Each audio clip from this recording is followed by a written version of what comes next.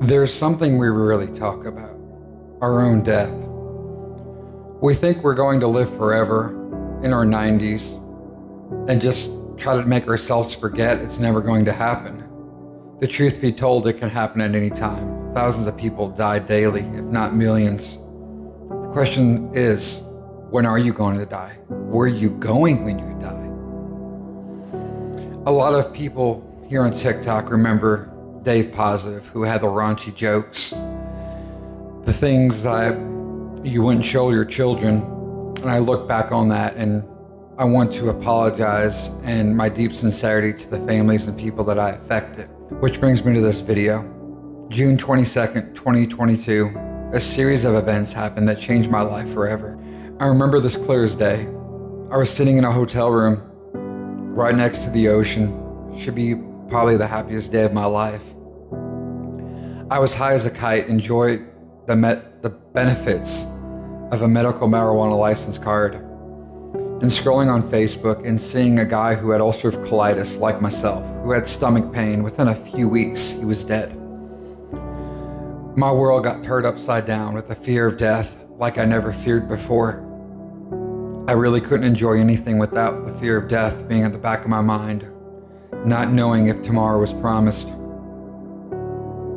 A few weeks before this vacation, a coworker of mine got saved. I remember saying congratulations to him, because to me, I got saved when I was 16, when I raised my hand and prayed a prayer.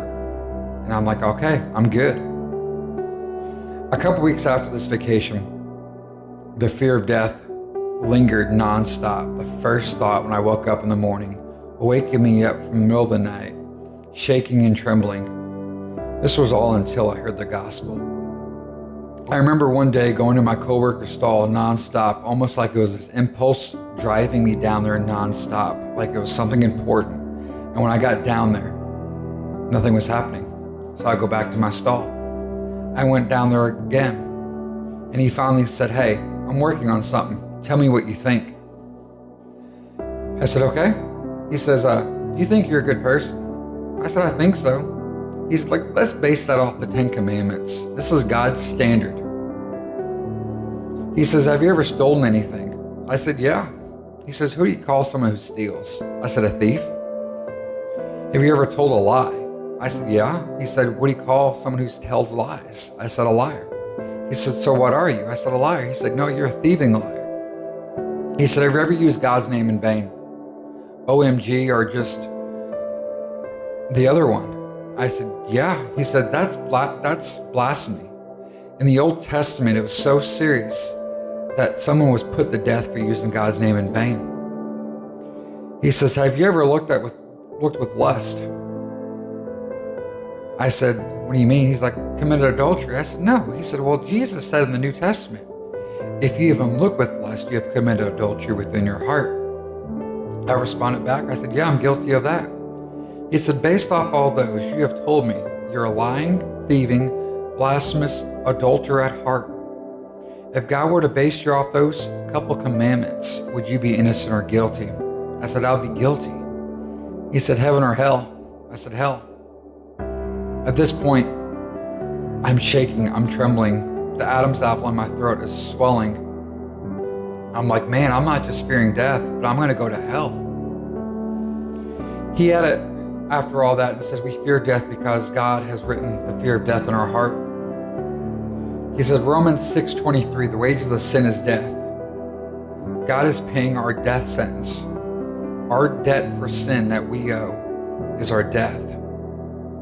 My co-worker asked me, what did God do for guilty sinners? I said, He sent Jesus. He's like, you may know that, but you don't understand it.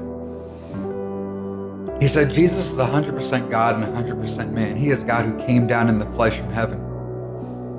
He said, imagine this. You're at a courtroom. You have a stack of speeding tickets. The judge says, hey, you're free to go. Someone came in here and paid those tickets. The judge can legally let you go. That's what Jesus did with our sin. He paid a debt that we could never owe.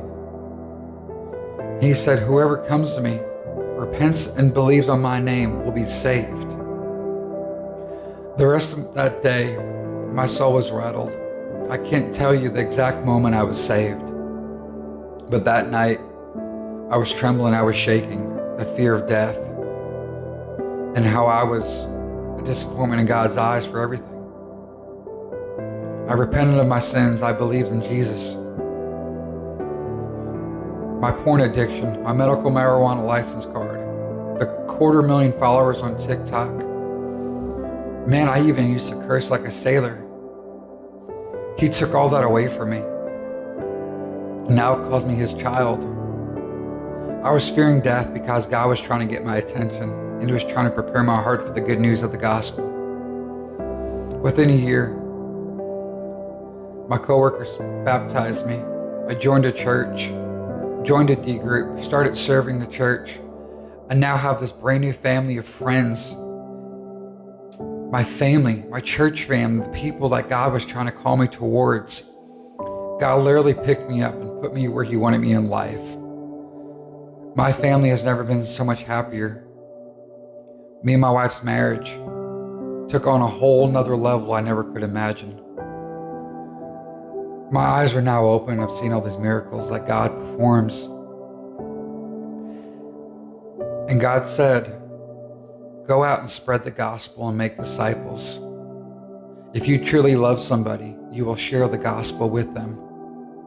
So I love you guys, and I want to share this great news with you.